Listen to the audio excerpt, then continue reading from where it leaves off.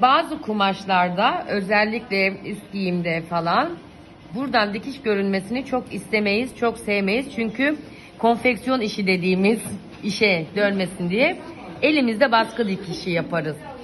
Hristoteli bunlardan biridir. Şu şekilde yapıyoruz. Soldan sağa doğru gider. Elimizde bir iki tel alırız. Bu şekilde elimizde baskı dediğimiz baskıyı yaparız. Burada amaç hem eteği bastırmaktır hem de dikişi gizlemektir. İğneye takılıyor şu an. Şimdi buradan yaptığımız buradan gözükmeyecek şekilde olacak. Aynı renk ip kullandığımızda soldan sağa doğru gittiğimizde iğnemizi çıkara çıkara baskımızı yapıyoruz. Aynı işlemi ben burada kapanma payında da yapacağım. Bir dipnotta etek ucundaki kırma payını genellikle gene kalın kumaşlarda bundan daha ince vermeyin. Yani şöyle 1 santimden kıvırıp dikenler oluyor. O yanlış bir uygulamadır. Geçenlerde bir anket paylaşmıştım. El dikişlerini kullanır mısınız diye. Ne gerek var diyenler de olmuştu.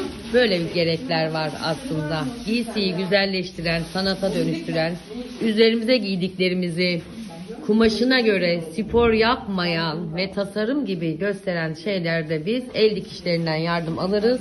Giyim de çok çok önemlidir. El dikişi yapmak acemilik değil, ustalıktır ayrıca.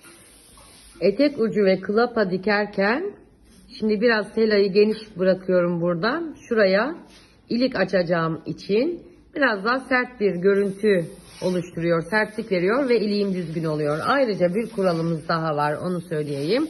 Bu bir ceketin etek ucu ve klapası.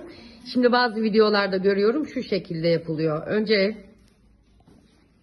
Önce klapa kapatılıyor. Sonra klapayla birlikte burası kapatılıyor. Doğru olan ise önce etek ucunun birleşmesi ve klapanın onun üzerine kapatılmasıdır. Görüntümüz şu şekilde olacak. Etek açıkken bastıracağız. Kapalıyken klapayı üzerine kapatacağız. Aynı kapanma işini, yani elde baskı işini klapasında da yapıyoruz. Bu şekilde bittikten sonra ütüleyeceğiz ve üzerimize giyeceğiz. Evet, etek ucu, klapalar şöyle hepsi elde bastırıldı. Kol ağzı elde bastırıldı ve hiçbir yerinde üstten makine dikişimizin gözükmediği güzel bir ceketimiz oldu.